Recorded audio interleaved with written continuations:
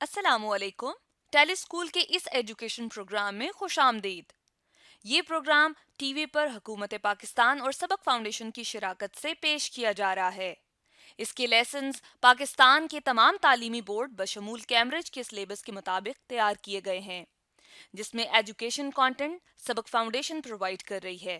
سبق فاؤنڈیشن کی web site sabak.pk پر KG سے 12ویں جماعت تک ویڈیوز اور پریکٹس ٹیسٹ بالکل مفت دستیاب ہیں. آج کے انگلش لیسن میں انگلش گرامر میں سے انفینیٹیوز کے ٹاپک کو کور کیا جائے گا. یہ ٹاپک پاکستان کے تمام تعلیمی بورڈز اور کیمبرج میں کلاس 11 کے کورس کے اندر موجود ہے. تو اس ویڈیو لیکچر کی مدد سے جو مقصد ہم حاصل کر سکیں گے وہ یہ ہے کہ آپ سیکھ سکیں گے پہچان اور استعمال انفینیٹیوز کا. آج کے انگلش کے لیسن اور اس سے منسلک ویڈیوز کو گھر بیٹھ کر دیکھنے کے لیے آپ sabak.pk کی ویب سائٹ پر جا سکتے ہیں. یہاں پر تمام بورڈز کی 9ویں سے 12ویں جماعت تک انگلش کے سارے ٹاپکس پر ویڈیوز اور پریکٹس ٹیسٹس بالکل مفت موجود ہیں. ان کے ذریعے آپ اپنے کانسیپٹس کو پختہ کر کے امتحانات میں شاندار نمبر حاصل کر سکتے ہیں.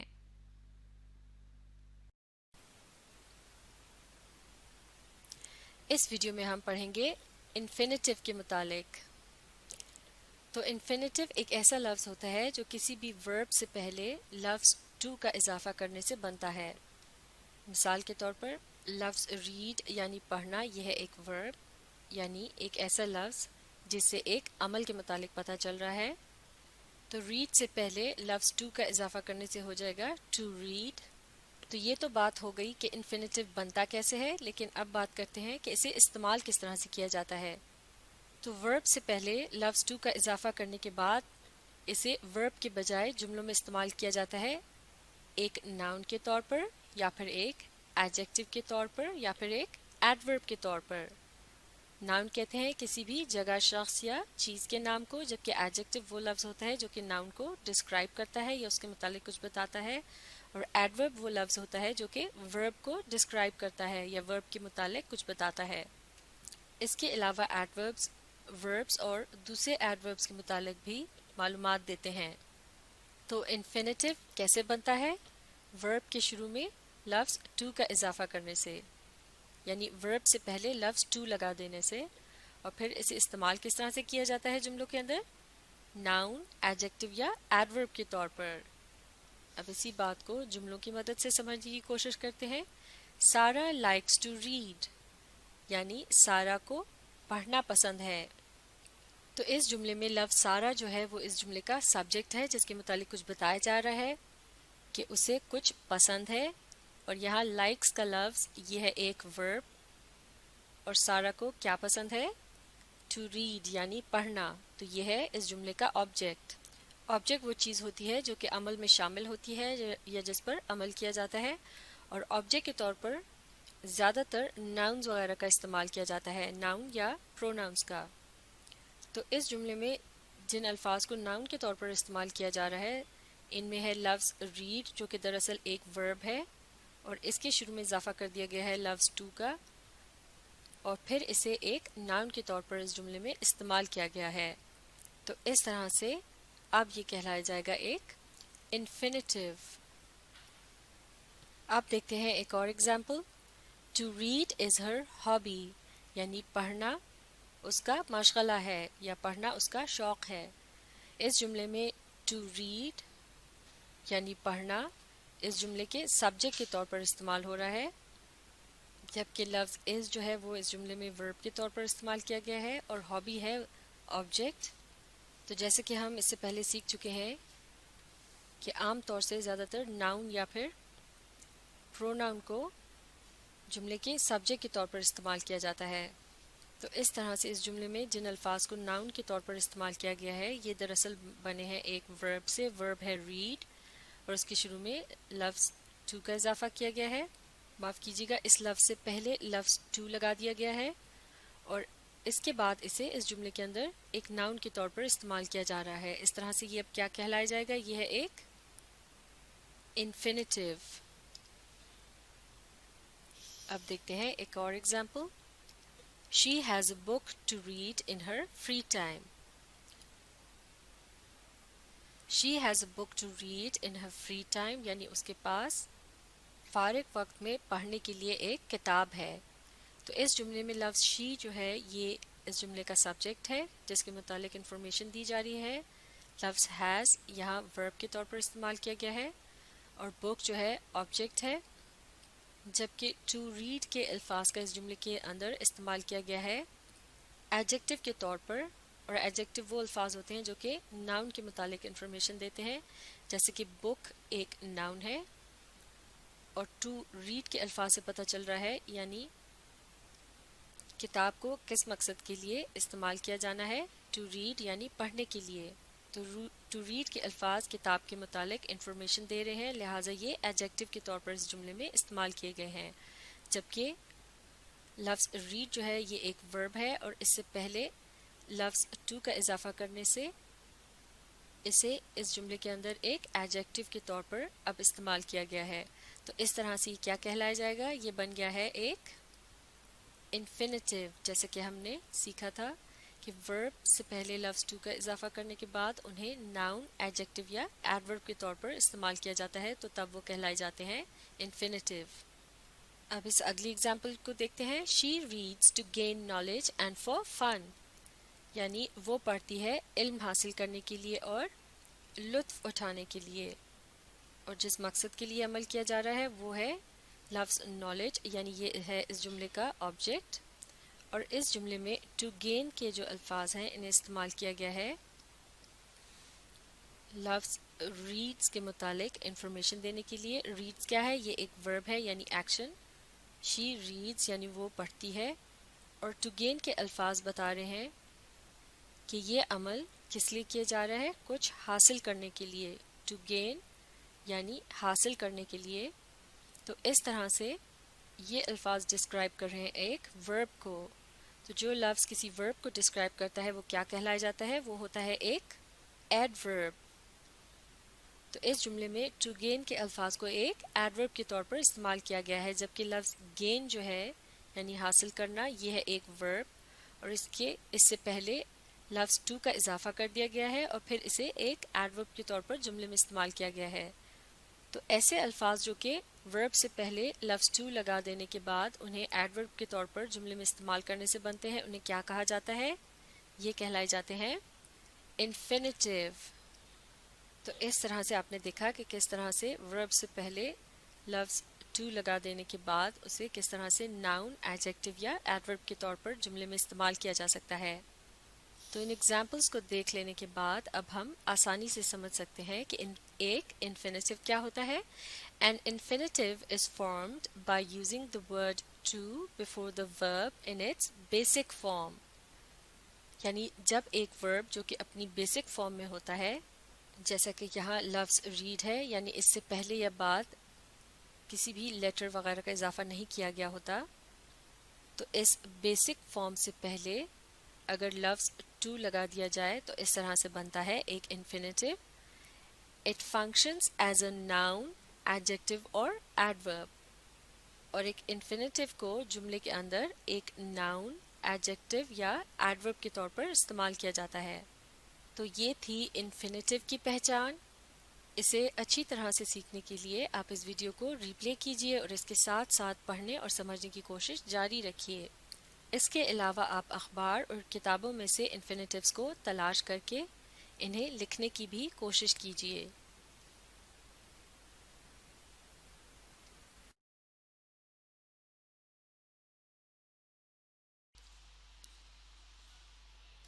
इस वीडियो में हम पढ़ेंगे इन्फिनिटिव्स के मुतालिक. चलिए मिलकर पढ़ना शुरू करते हैं. The infinitive form of a verb is the verb in its basic form. यानी जब वर्ब अपनी बेसिक फॉर्म में इस्तेमाल किया जाता है तो उसे इन्फिनिटिव फॉर्म कहते हैं.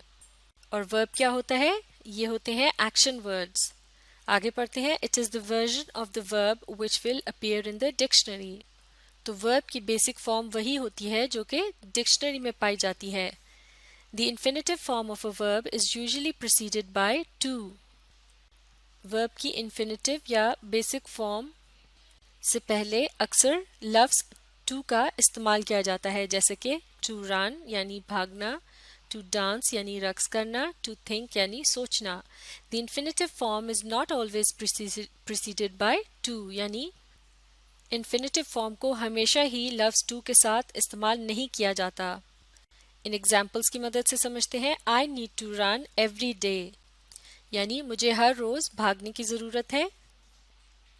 The infinitive form with the word to is called the full infinitive or to infinitive. تو اس جملے میں to run یہ ہے infinitive form، اور کیونکہ اس کو لفظ to کے ساتھ استعمال کیا گیا ہے اس لیے یہ کہلائی جاتی ہے full infinitive یا to infinitive form. اب جیسا کہ ہم نے اس سے پہلے پڑھا تھا کہ the infinitive form is not always preceded by to، یعنی کبھی کبھار یہ لفظ ٹو کے بغیر بھی انفینیٹیو بیسک ورب فارم کا استعمال کیا جا سکتا ہے، جیسے کہ I must run every day, یعنی مجھے ضرور ہر روز بھاگنا ہے. After certain verbs the two is drop, تو کچھ ایسے وربز ہوتے ہیں جن کے استعمال کے ساتھ لفظ ٹو کو استعمال کرنے کی ضرورت نہیں پڑتی. اسی طرح سے ایک اور ایگزامپل ہے آئی رن ایوری ڈے، یعنی میں بھاگتا ہوں ہر روز. This is not in the infinitive form. This is a finite verb. That is a verb functioning as the main verb. تو اس جملے میں verb کے ساتھ لفظ to کا استعمال نہیں کیا گیا، اور اب کی بار یہاں verb جملے میں ایک main verb کا کام دے رہا ہے، یعنی یہ بتا رہا ہے کہ subject کیا کر رہا ہے. I run every day. I ہے subject اور اس کے ساتھ رن کے ورب کا استعمال کیا گیا ہے، اور اس کے ساتھ لفظ ٹو کے استعمال کی ضرورت نہیں ہے. اگر ہم اسے یوں پڑھیں آئی ٹو رن ایوری ڈے تو یہ درست نہیں ہوگا. تو اس کا مطلب ہے کہ ورب جب اپنی بیسک فارم میں استعمال کیا جاتا ہے اور جملے میں وہ ایک مین ورب کی حیثیت سے استعمال ہو رہا ہوتا ہے تو وہ کہلایا جاتا ہے فائنائٹ ورب.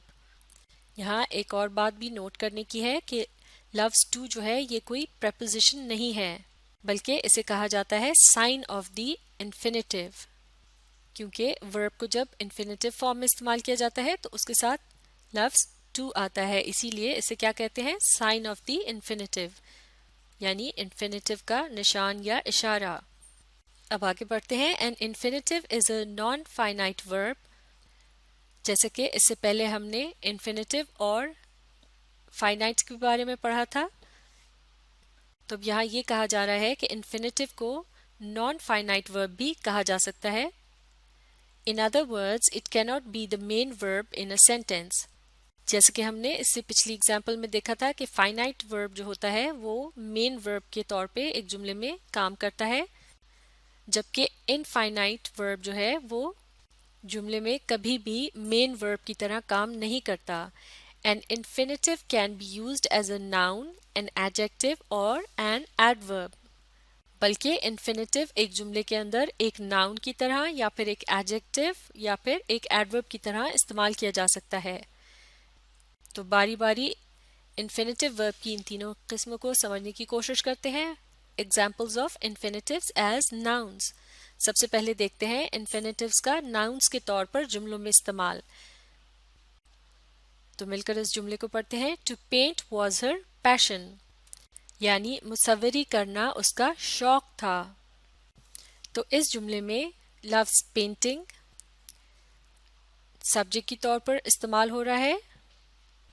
جو الفاظ سبجیکٹ کے طور پر استعمال ہوتے ہیں یعنی جملے کا وہ اہم رکن جو کوئی عمل کر رہا ہوتا ہے یا پھر جملے کے شروع میں آتا ہے، یا پھر یوں بھی کہہ سکتے ہیں جو سبجیکٹ جو ہوتا ہے وہ جملے کا مین ٹاپک ہوتا ہے، یعنی جس کے متعلق بات کی جا رہی ہوتی ہے. معاف کیجیے گا، انفینیٹیو کا ایک ناؤن کے طور پر استعمال، اس کی ایگزامپل کو ایک مرتبہ پھر پڑھتے ہیں. یہ ہے یہاں سے ٹو پینٹ واز ہر پیشن، یعنی مصوری کرنا اس کا شوق تھا. دی infinitive is the subject of was. اس جملے میں انفینیٹیو کون سا ہے؟ ٹو پینٹ یعنی مصوری کرنا. واز یعنی تھا، یہ ہے ورب ٹو بی کی ایک قسم جو کہ پاسٹ ٹینس کے فارم میں ہے. لفظ واز یہ ایک ورب ہے اور اس جملے میں سبجیکٹ ہے ٹو پینٹ یعنی مصوری کرنا تھا اس کا شوق.